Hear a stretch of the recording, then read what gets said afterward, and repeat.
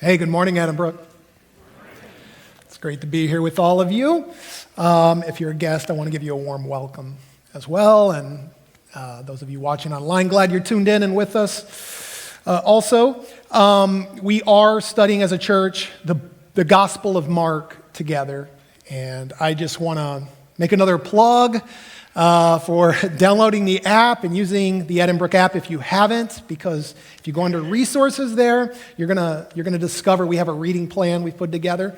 And the hope of this series is that we're gonna study and read through the Gospel of Mark together. So I think we're in week 4 of the series, and I'm telling you, there's still time to catch up. Okay, if you haven't started that, you can certainly and easily catch up with the reading plan. But we are preaching through some of the key events as well that take place in the Gospel of Mark, which brings us today to chapter 4, where we're going to see that Jesus and the disciples are going to encounter this storm. Okay, this storm on the Sea of Galilee, and I just found myself wondering this week, like, what's maybe the worst storm you found yourself in? Maybe some of you have been through some really bad storms. Maybe you've been through a tornado or something like that. Maybe you've experienced, torrential rain or something like that while you were driving on the road, and maybe even had to pull over to the side and wait it out. I found myself remembering, I think this was 5 years ago or so. Do you guys remember when we got that hailstorm that came right before church? It was like on a Sunday morning, we got hit with this really bad hailstorm. It was so bad it broke people's windows, tore up people's siding. Almost everyone had to get a new roof. Do you guys remember that? It happened on a Sunday morning. I remember it well because I had to get to church. I'm sitting there waiting this thing out, and it subsided a little bit, but the storm's still raging when I got in my car to drive to church. And maybe you guys experienced this as well. Right here out on Noble, it flooded. I've never seen it like this. There's a hill there, and so apparently that collects water. I had never seen anything like this. Trucks were stopped. There was literally a line of cars that were like, we're not going through this. The problem was I had waited a little too long trying to wait out this storm. I had to get to church. Right? Church was starting in like 10 minutes, and I needed to be here, and everybody else was stopped, and I actually went around all the people that were stopped. Now keep in mind, at the time, I was driving my little hoopty, all right? I'm in my little Kia Spectra. And I'm like, I got to go through this flood. And I don't know if you've ever had that, where you had like the good angel and the bad angel like show up on your shoulder, but that's kind of why I heard like the bad angel was just like, do it. Go for it. And then I also heard from the good angel, but it wasn't an angel. It was actually my wife. And she was like, hey, dum-dum, don't do it, right?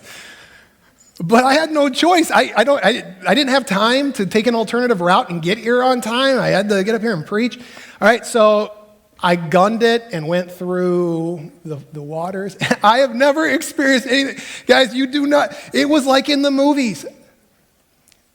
My car went underwater. The hood of my car went under the water. I thought I was going to start floating, this little Kia, all right? And I'm driving, and I'm starting to expect, okay, now water. And even if I make it to church, because I can walk over here, I'm going to have like wet pants, and I'm going to have to preach in. This is what I was thinking. It's going through my mind. Then my engine started making this crazy noise it's never made before. Guys, my entire engine block went under the water. I know because I had to clean it out. There was debris and all kinds of stuff stuck in it afterwards. But somehow, by God's grace, I came through to the other side and was so excited. Hey, I made it to church, and then there were 6 of us here, right? And it was pretty much me and the worship team, and that's just how some of those Sundays go. And that was a bad storm. I don't know if I've ever been in anything like that. This morning we're going to read, the disciples and Jesus, they're going to experience their own storm on the Sea of Galilee. And I want us to see how they deal with that, how they respond. So we're going to start in Mark 4, verse 35. We read this. As evening came, Jesus said to his disciples, "Let's cross to the other side of the lake." Okay? So they've been doing ministry, and now Jesus is like, nope, it's time to move. We've got more people to tell the gospel and about the coming of the kingdom and the spreading of the kingdom. And so let's get in a boat and let's go. And that's especially true in the Gospel of Mark. When you read the Gospel of Mark, Jesus is always on the move. I mean, he's just moving, going to tell more people the good news, okay? And the disciples are following along. I'm sure they would have liked to stay put for just a little while, but Jesus is like, no, we got to go. We got to move. And I'm here to tell you, if you are a disciple of Christ, okay, if you're a disciple of Jesus, you need to know Jesus is not going to let you stay put for long. He's going to call you to move. He's going to call you to move. Now, I don't mean necessarily geographically or moving across the country or anything like that. He might call some of us move across the world. But what I'm primarily talking about is just in your heart, Jesus is going to call you to something. He has a purpose for your life. He has a plan for your life. And he doesn't let us sit still for very long before he starts telling us about, hey, there's that neighbor. And I want you to at least pray for them. I want you to see if there's a way you could share the gospel with them. Some of you, God is, in the year 2024, he's putting your marriage front and center and on your heart. And he's telling you, you need to take some steps. You need to go to the Weekend to Remember conference. You need to do some things, all right? You can't sit still. You've got to move. I'm telling you, if you're a disciple of Christ, he's going to call you to what's on the other side. And maybe it's your finances, and you need to take that financial class that's coming up. And not just our individual lives, guys. He calls churches to be on the move. In fact, let me remind us of something. The church is not a building that sits still.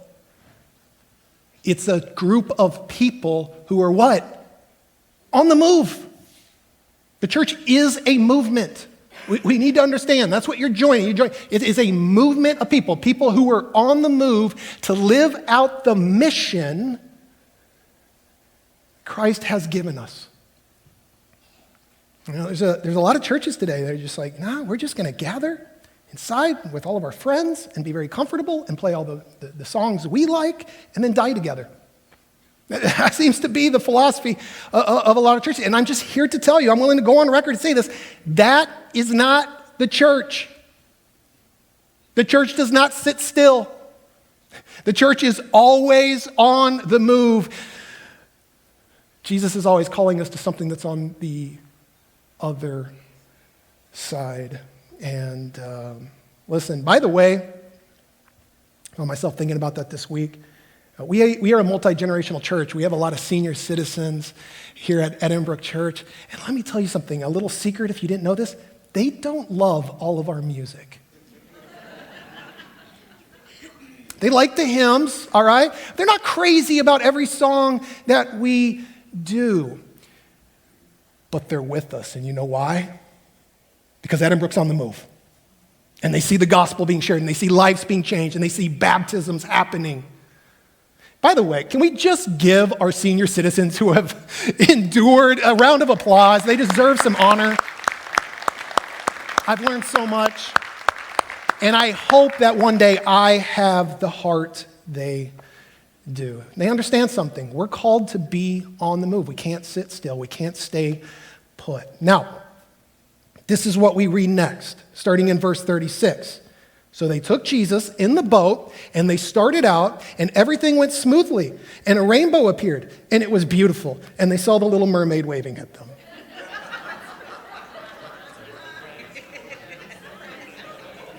No, I don't know what made me put that. That isn't, if you're new, it doesn't say that, okay?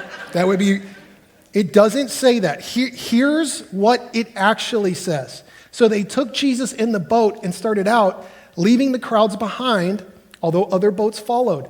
But soon a fierce storm came up. High waves were breaking into the boat, and it began to fill with water. Listen, guys, this is important for us to understand. Because if you don't understand this, what's going to happen is when God calls you to move, he calls you to work on your marriage, he calls you to start getting your finances in order, he calls you to start up that ministry, he calls you just to end life well. I'm telling you, when you start that, and if you're not aware of what's going on here, and you start to experience the storms, you might find yourself concluding, well, I must not be in God's will. This can't be what God had for me. Because otherwise, I wouldn't be experiencing this storm. And I'm just here to tell you, when God calls you to something, you can almost expect the storm. You can almost expect the challenge. You can expect the problems to begin to arise. We need to step back for a minute and just understand how the ancient Near East people understood water. They understood it very differently than most of us understand. You see, they're on the Sea of Galilee. This is terrifying. The Sea of Galilee, the water here, guys, it represents chaos. And I don't know why people struggle with this, because it's in the Bible. It's clearly taught to us that the water is a scary place. It goes all the way back to Genesis 1. In the beginning, God created the heavens and earth. Now the earth was formless and empty, and darkness was over what? It was over the surface of the deep. And the Spirit of God was hovering over what? It was hovering over the waters. Genesis 1 is not talking about God's first creation. Genesis 1 is talking about when God starts to bring order into the creation that's already here. Before God begins to bring order, there was chaos. He had created that, of course, as well, and it was rough and it needed some order, but it was chaotic. And Genesis 1 is about God speaking into that and starting to bring order. And what was there before that order was brought about? We're just told about the surface of the deep, the waters. Not only did it represent chaos that needs order spoken into it, it also, guys, it was spiritual for the ancient Near East people. They understood that water was a spiritual place. In fact, they thought of it as a portal. And if you need proof of that, just go to the book of Revelation. Right? The Antichrist, he doesn't come out of some country. We're told he comes out of the water.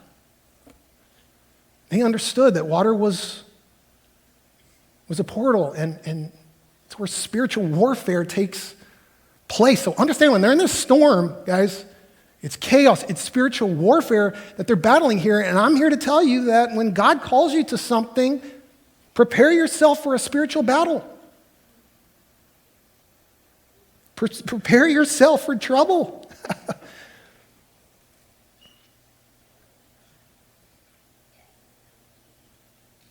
The question is, how do we respond when that happens? And I'm just curious, I know what many people want to do is just throw in the towel, conclude God couldn't be in this.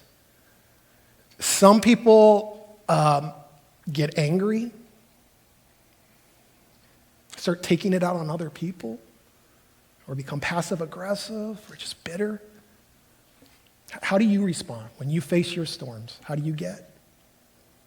Okay. Well, let's look at how the disciples here respond. Verse 38, Jesus was sleeping at the back of the boat with his head on a cushion. The disciples woke him up, shouting, "Teacher, don't you care that we're going to drown?" And when Jesus woke up, he rebuked the wind and said to the waves, "Silence, be still." And suddenly the wind stopped and there was a great calm. And then he asked them, "Why are you afraid? Do you still have no faith?" So Jesus here, right, calls them out. He's calling out their faith. And listen, guys, it's not because of what they did. Right? Waking Jesus up was good and right. It's how they went about it. They're panicking. They're anxious.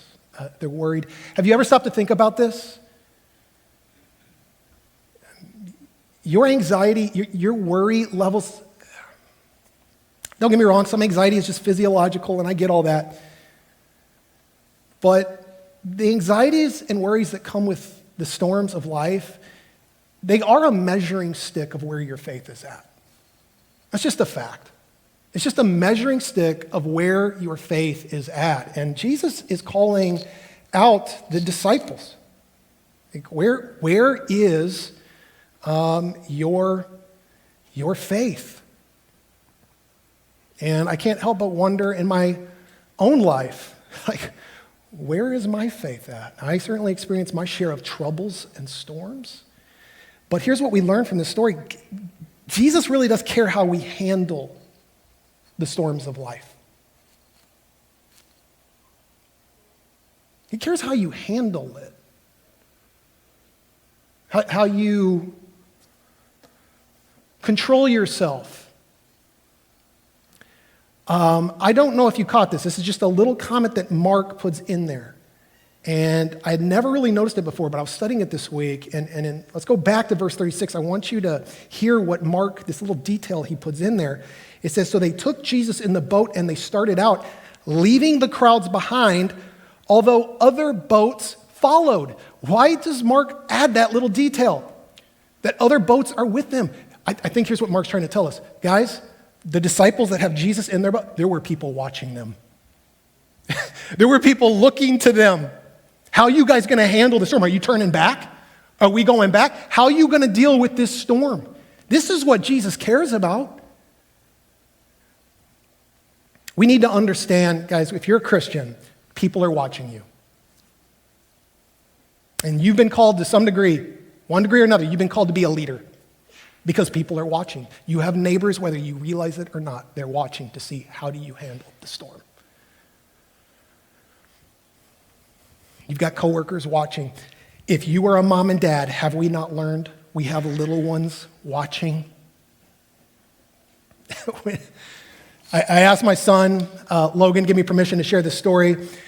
He got in trouble, all right, because he was saying a certain word at school. He got in trouble, and the teacher wrote us, he's saying this word, and, you need to be aware. The problem was he was in kindergarten, and Danielle kindly let me know that he learned this word from somewhere, and it was me, okay? And so we even wrote back to the teacher to let her know, well, Dad sometimes says this word. And by the way, all right, this wasn't an R-rated word, maybe PG-13 word, okay? But Dad says this word, which made the parent conference meeting very awkward. And she's like, oh, you're the dad of the son who says the word. And what do you do for a living? Right? And I got to explain that. I don't know, guys, for me, man, it was a wake-up call. Has anybody else gotten that wake-up call? Anybody else getting those wake-up calls? Our kids are watching us more than we realize. They're watching to see, Mom and Dad, how are you handling the storm? How are you, how are you controlling yourself? Are you anxious? Are you worried? Don't get me wrong. I've talked about this over the years. There is a time and place to go to God and just be honest with our feelings, to deal with how we feel. But when you are in the storm and water is filling your boat, that is not the time or place. That is the time and place to lead. That is the time and place to set the example and to set the tone. We're not going to worry. We're going to have faith. And so Jesus, he's calling them out. He's calling them out. And he's calling them out because, hey, we can have peace. We can be a non-anxious presence to other people, even in the midst of the storm. And by the way, let me just say this. Guys, this is an election year. and we're going to see, we're going to see all kinds of things, right? Can I call upon Edinburgh Church to be the non-anxious presence in the midst of the storm. Can I call on us to do that? Amen?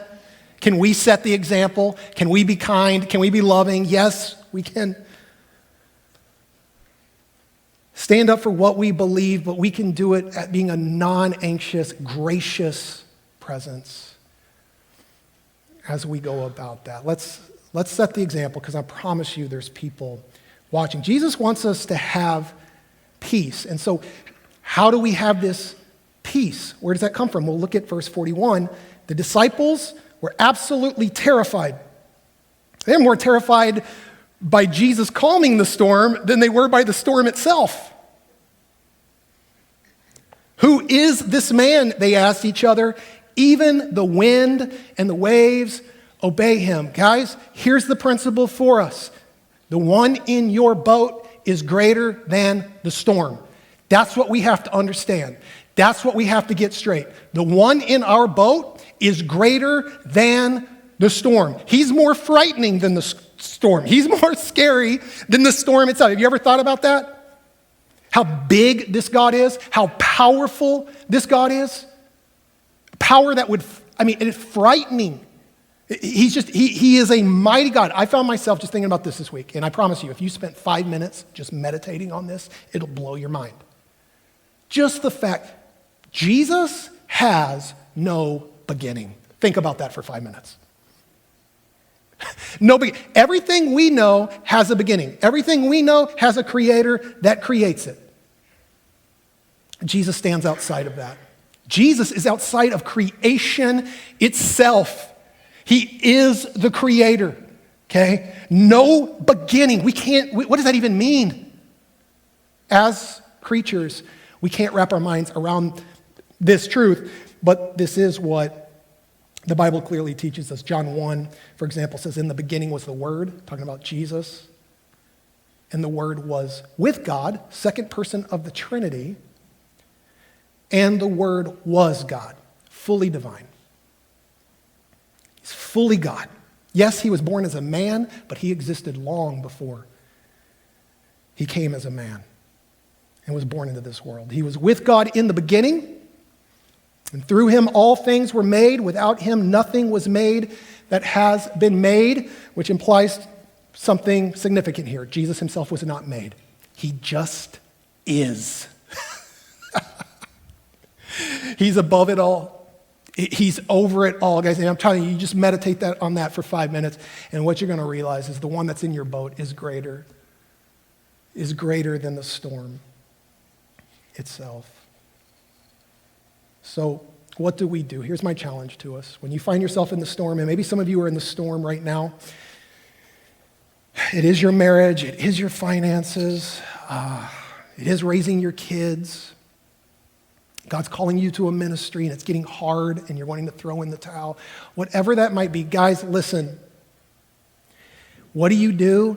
You go and you wake Jesus up. You go to the back of the boat and you wake him up. And don't get me wrong, Jesus doesn't need, right? He's not asleep, but be honest, doesn't it often feel that way? Here we are like the disciples trying to get the water out of the boat, doing the ministry, doing the work, doing what he's called us to, and it just seems like God's kind of in the back of the boat sleeping. What is your responsibility? What's the challenge to us, Edinburgh? We go to him and we wake him up. And we say, God, I need you to hear my prayer. I need you to hear my request. And we're intentional. And we wake him up. And let me just tell you from my experience, here's what I've learned. It doesn't mean he always calms the storm that's raging around you. It doesn't mean he always fixes the problem, at least right away. It doesn't mean he always brings the calm that you're wanting. Sometimes, here's what I've learned. He lets the storm rage to calm you. Do you know what I'm talking about? Sometimes God lets the storm carry on to teach you how to be someone who trusts him in the midst of it, so that you can be still and know that he's God even when the storm is raging, and can move forward to whatever he's called you to. And that's what the Bible's talking about being complete and mature and lacking nothing. But it is a peace. It's a deeper peace, not a peace that comes just with our circumstance, but a peace that lives inside of us. And this is what Paul says in Philippians 4. Do not be anxious about anything, but in every situation, by prayer and petition. There it is. By prayer and petition. With thanksgiving, that's what keeps our hearts glad in the midst of the storm. Present your requests to God, and the peace of God, which transcends all understanding, will guard your hearts and your minds in Christ Jesus. I don't know about you, but I want this peace. Anybody else? Well, this is being clear with it. How do you get this peace? You bring your request to a mighty God, and you let him know what it is you needed. And if we would just practice that 5 minutes each day this week, I think that would do something for you. I think that would increase your peace levels. And that 5 minutes might just turn into 10 minutes. And then maybe that 10 minutes turns into praying and taking your request to God all day long. Being a person who learns to pray without ceasing, just in constant communication. God, I need your help. Here's my need. That's what he wants. He invites you into doing that. That's why he gave his life, so we could have that kind of relationship with him. And so here's what we're going to do. You made it to church, and I want us to use our time wisely. I want to give you an opportunity just to sit, bow your heads, and pray. And just practice what we're talking about this morning. Spend a little time. What is your need? What is that area of your life? You need his help. Let's go to him this morning. Let's remember that the one in our boat is bigger than our storm. And let's experience and seek that peace that surpasses all understanding. So I'm just going to kick this off. Let's bow our heads. Jesus, we do desire this peace. Some of us today, we desperately need it to reign in our hearts, and it is beyond our understanding. It comes from you. But you do tell us there's a condition. We need to bring our request before you. So maybe there's some of us coming in here today. We need a cleansing. We need to be washed. Thank you, Jesus, that your blood was shed so we can come before you with pure hearts and draw as close to you as possible. And now, Lord, hear our prayers. Hear our prayers. And we look forward to how you're going to work in our life.